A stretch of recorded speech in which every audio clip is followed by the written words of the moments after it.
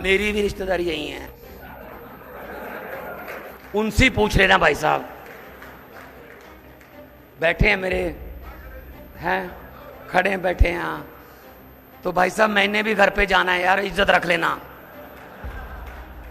ठीक है ना।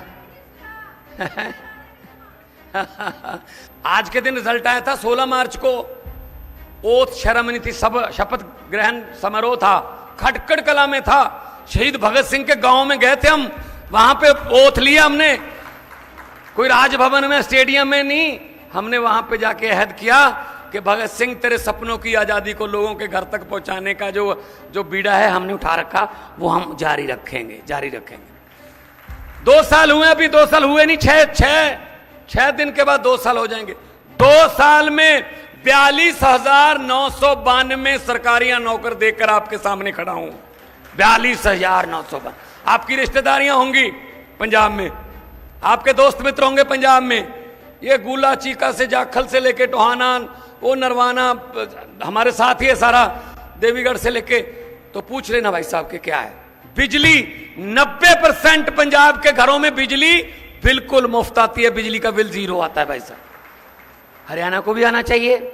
खेती का भी हमारा जो ट्यूबवेल है उसका बिल नहीं आता, और धान जो है उगाते हैं, देश का पेट पालते हैं, और साथ में हमने नौकरियां दी, स्कूल शानदार बन रहे हैं, इतने अच्छे सरकारी स्कूल और इतने अच्छे सरकारी अस्पताल। हमने सोचा है कि लोगों की मजबूरी को लोगों की मर्जी में बदल देंगे। आप सोचते होंगे कैसे? अभी मजबूरी है हमारी, अगर कोई बीमार पड़ जाए परिवार में, मजबूरी है कि प्राइवेट हॉस्पिटल में लेके जाओ, वहां पे लाखों का बिल बनता है, ये मजबूरी है, क्योंकि सरकारी अस्पताल इन्होंने इतने बेकार कर दिए, भट्ठा बिठा दिया सरकारी अस्पतालों का कि वहां ना डॉक्टर है, ना दवाइयां हैं, ना मशीनें हैं। मजबूरी है कि हमें प्राइवेट हॉस्पिटल में जाना पड़ रहा है, और मजबूरी है पेरेंट्स की कि बच्चे को प्राइवेट स्कूल में पढ़ाएं जहां लाखों की फीसें हैं, क्योंकि सरकारी स्कूलों का सत्यानाश करके रख दिया। कोई वहां टीचर नहीं है, कोई वहां इंफ्रास्ट्रक्चर नहीं है, बाथरूम नहीं है, कोई बैठने के लिए जो है फर्नीचर नहीं है, किताबें नहीं है, वर्दियां नहीं है। तो इसलिए मजबूरी है पेरेंट्स की कि वो अपने बच्चों को अगर पढ़ाना चाहते हैं, फ्यूचर में उसको कुछ बनाना चाहते हैं, तो प्राइवेट स्कूल में आओ, ये मजबूरी है। आम आदमी पार्टी ने फैसला किया है, मजबूरी को मर्जी में बदलेंगे। दिल्ली में बदल चुके हैं, अब पंजाब की बारी है। आने वाले 6-7 महीने में पंजाब में ये मर्जी होगी लोगों की, इलाज सरकारी से कराना है या प्राइवेट से, लेकिन इलाज एक जैसा है, लेकिन इधर सरकारी में फीस नहीं लगेगी। ऐसे ही स्कूलों का मर्जी आपकी, प्राइवेट में बच्चे को पढ़ाना है या सरकारी में पढ़ाना है, मर्जी आपकी है, पढ़ाई एक जैसी होगी। मोदी जी हर रोज कहते हैं ना, 1 नेशन 1 इलेक्शन। ये 1 नेशन 1 एजुकेशन क्यों नहीं हो सकती भाई? जो गरीब के बच्चे की पढ़ाई है वो और है, अमीर के बच्चे की पढ़ाई और है, ये एक जैसी क्यों नहीं हो सकती भाई? आगे उनकी मेहनत है, वो जितने मर्जी नंबर लें, लेकिन पढ़ाई तो एक जैसी मिले, ग्राउंड तो खेलने के लिए एक जैसा मिले। तो ये हमारा हेल्थ और एजुकेशन का फार्मूला है। बिजली हरियाणा, दिल्ली ने पहले फ्री की, मोहल्ला क्लिनिक दिल्ली ने बनाए, हमने उनसे सीखा, हमने 829 मोहल्ला क्लिनिक बना दिए पंजाब में अब तक, अभी बन रहे हैं, बहुत और ज्यादा जरूरत है। और 1 करोड़ से ज्यादा लोग वहां से दवाई लेके अब ठीक होके वापस जा चुके, उनको बड़े अस्पतालों की बड़ी बड़ी लाइनों में नहीं खड़े होना पड़ा। ये चीज है ये हमारे पास, हम ये करना जानते हैं। हमारे सुप्रीमो ने सिखाया है कि नफरत की राजनीति नहीं करनी है, धर्म की राजनीति नहीं करनी है, जात पात की राजनीति नहीं करनी है, काम की राजनीति करनी है। इसीलिए तो कई बार क्या होता है ना, उनको पता चल जाता है यार केजरीवाल ने ये बात बोली, ये बात लोगों के दिल में जो है ना वो बस जाती है। जहां केजरीवाल जाता है वो गारंटियां देते हैं, हम गारंटियां देते थे पहले पंजाब में भी, हमने गारंटियां दी, बिजली माफ करने की गारंटी दी, सरकारी नौकरियों की गारंटी दी।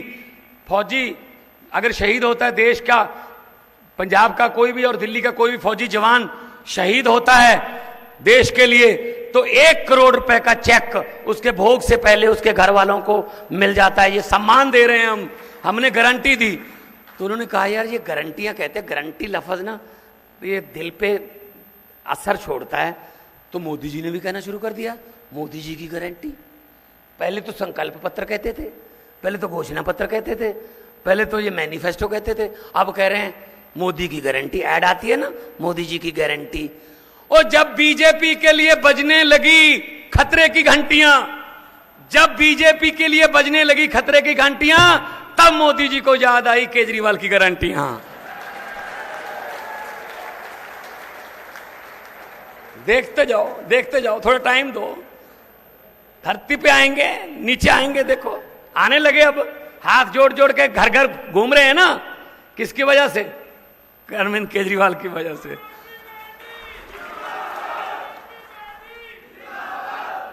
सो दोस्तों, ये अभी क्या है ना, लॉलीपॉप देने शुरू कर दिए। अभी परसों ही दिया एक लॉलीपॉप आपको, 100 रुपया सिलेंडर सस्ता। भाई साहब 1100 का किसने किया था? महंगा किसने किया था? अच्छा भला 300 350 का था, 1100 रुपया करके उसमें से 100 कम कर दिया। कहता बहुत बड़ा आर्थिक लाभ पहुंचा दिया मैंने, खास तौर पे माओ बहनों को। अरे भाई कमाल है यार, ये लॉलीपॉप ऐसे देंगे। इनको पता है कि लोगों की ना याद शक्ति कमजोर है। ऐसे 100 रुपये छोड़ दो, लोग कहेंगे 100 रुपये छोड़ दे। मैं आपको बात सुनानी चाहता हूं, याद रखना कि भगवंत मान कुरुक्षेत्र में आए थे, उन्होंने ये बात सुनाई थी। ये लॉलीपॉप कैसे देते हैं और उसके बाद लोगों पर क्या असर होता है।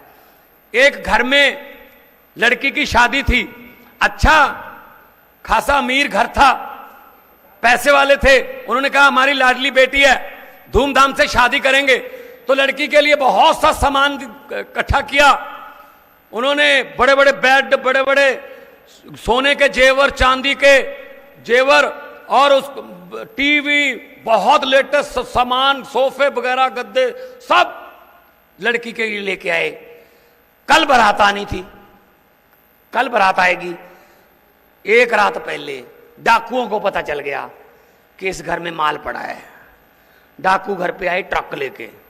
उन्होंने पूरे, आप ये देख रहे ना लॉलीपॉप कैसे देते हैं, ये बात याद रख लेना। तो उन्होंने पूरे लड़की के परिवार को एक कमरे में बंद कर दिया, बाहर से कुंडी लगा दी। पूरा जो लड़की का सामान था, सब सोने के जेवर वेवर, सब अलमारियां, बड़ी बड़ी सोफे, बेड, सब ट्रक में भर लिए।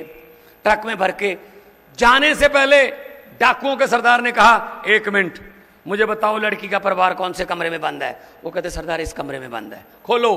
खोले, अंदर परिवार डरा हुआ बैठा था। तो डाकुओं के सरदार ने कहा किस लड़की की शादी है? तो एक लड़की उठी, डरी हुई बेचारी, सहमी हुई, जी मेरी शादी है। डाकू ने अपनी जेब में हाथ डाला, 100 रुपए का नोट उसको दिया, बेटा ये शगन रख ले, आपकी जिंदगी मंगलमय हो, तंदुरुस्ती बनी रहे, आपको बहुत बहुत बधाई हो। तो उन्होंने दे दिया। डाकू चले गए लेके सामान लूट के। अगले दिन पुलिस आई, लड़की के परिवार का एक भी बंदा FIR लिखवाने को खिलाफ FIR नहीं लिखवा रहा था डाकुओं के खिलाफ, एक भी बंदा परिवार का। कहते जी जो मर्जी है लूट के चाहे पूरा घर ले गए, बंदे बड़े अच्छे थे, 100 रुपये शगुन दे गए। यही आपके साथ कर रहे, परसों दिया 100 रुपया आपको शगुन।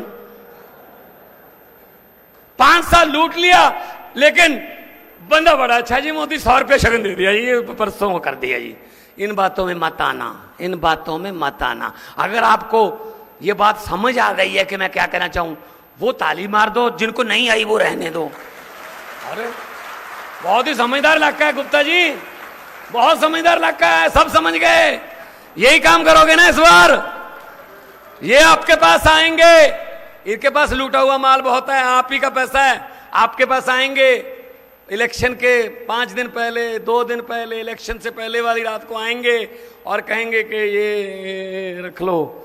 मैं आपको हाथ जोड़ के विनती करता हूं, मना मत करना। घर पे लक्ष्मी आए वापस नहीं करते, लेकिन पकड़ के जेब में रख के कहना जी हाँ। और अगले दिन, चुनाव वाले दिन, स्कूल में पोलिंग बूथ होगा, वहां झाड़ू वाला बटन दबा के कह देना कि हाँ हाँ, ताली बजा दो बस।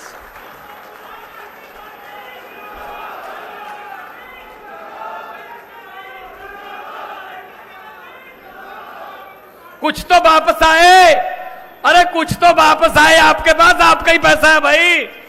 अरविंद केजरीवाल जी कहते हैं कि 1 नेशन 1 इलेक्शन नहीं, वो कहते हैं कि हर साल 2-2 3-3 इलेक्शन होने चाहिए, कम से कम इलेक्शन के में बाहर आते हैं, कुछ तो दे के जाते हैं, बाकी तो आते ही नहीं है, 5 साल तो आते ही नहीं है, अपने महलों के अंदर से कुंडी बंद कर लेते हैं भाई साहब।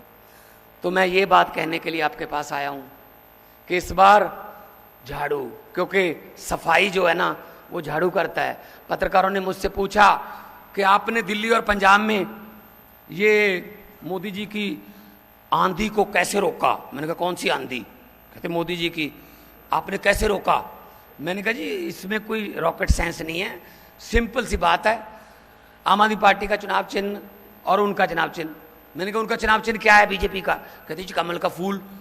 मैंने कहा हमारा चुनाव चिन्ह क्या है? बोले जी झाड़ू। मैंने कहा कमल का फूल कहाँ उगता है? बोले जी कीचड़ में। मैंने कहा झाड़ू क्या करता है? कहते कीचड़ की सफाई। मैंने कहा हमने झाड़ू से कीचड़ की सफाई कर दी, कमल उगे ही नहीं, कमल उगे ही नहीं भाई साहब, सफाई कर दो, झाड़ू है आपके पास। इस झाड़ू से पहले हम सिर्फ दुकान या मकान साफ करते थे, अब हम अरविंद केजरीवाल की अगुवाई में इस झाड़ू से पूरा हिंदुस्तान साफ करेंगे भाई साहब, पूरे देश में झाड़ू चलेंगे। इन्होंने मजाक बना रखा है देश का, इन्होंने लोकतंत्र का मजाक बना के रख दिया, भट्ठा बिठा के रख दिया। अंग्रेजों ने भी इतना नहीं लूटा था, अंग्रेज भी शर्मसार होंगे कि हमने 200 साल में उतना नहीं लूटा जितना ये 2 साल में लूट लेते हैं। हमें ही लूटते हैं, हमारे ही बंदे हमें ही लूटते हैं, ये दुख की बात है, ये दुख की बात है। तो इस बार हम आपको ये कहने के लिए आए हैं कि झाड़ू वाला बटन जैसे ही दबाओगे समझ लो आपने घर की मकान की सफाई तो जो झाड़ू आपके पास है उससे कर दी, और समाज की सफाई आपने बटन दबाकर कर दी, ये बात याद रख लेना। इनसे हम लोग क्या कर रहे हैं ना, हम अपने आप पे शक कर रहे हैं कि शायद वो लूट रहा है, वो लूटने वाले कोई और हैं, लूटने वाले कोई और हैं। एक गांव में भैंसों के मरने का सिलसिला शुरू हो गया, एक ही रात में 2 घरों में भैंस मर गई, 2, अगली रात फिर एक भैंस मर गई, उससे अगले दिन फिर एक भैंस मर गई। लोग दुखी, वहीं गांव में कोई डेरा था, साधु संत बैठे थे वहां, उनकी बहुत मान्यता थी, लोग मानते थे। उन्होंने जाके गांव वाले ने कहा जी बाबा जी कृपया कीजिए, रास्ता दिखाइए, ये क्या हो गया, गांव में भैंसों के मरने का सिलसिला शुरू हो गया, 4-5 भैंसें मर चुकी हैं 3 दिन में, बताइए क्या करें। उस साधु ने कहा एक काम करो, एक चद्दर ले लेना, उसको ओढ़ लेना ऊपर ऐसे, 4 बंदों को एक एक चद्दर का कॉर्नर जड़ा वो पकड़ा देना, चद्दर ओढ़ लेना, गांव के लोगों को चद्दर के नीचे से निकालते रहना, जैसे ही भैंस चोरी करने वाले चद्दर के नीचे से निकलेंगे वहीं पे बेहोश हो जाएंगे, मर जाएंगे। गुरुद्वारा साहब के स्पीकर में अनाउंसमेंट कर दी कि भाई यहाँ से आइए और आपको चद्दर से नीचे से निकलना होगा। 4 बंदे चद्दर पकड़ कर खड़े हो गए, नीचे से निकलते गए लोग, पहले महिलाएं निकली, कोई कुछ नहीं हुआ, फिर बच्चे भी निकाले गए, वो कोई नहीं, कुछ नहीं हुआ, फिर बंदे शुरू हो गए, सारा गांव भाई साहब चद्दर के नीचे से निकाल दिया, ना कोई बेहोश हुआ ना किसी की मौत हुई। पता क्यों? क्योंकि जो भैंसे चोरी करने वाले चोर थे वो तो चद्दर लेके खड़े थे, मरेगा कौन, चद्दर तो उनके हाथ में थी। हमने भी यही कर रखा है, 70 साल से चोरों को चद्दर पकड़ा रखी है, अब चद्दर ईमानदार बंदों के हाथ में दे दो, सब चोरियां बंद हो जाएंगी, सब डाके बंद हो जाएंगे जो आप पीछे जेब पर बजते हैं।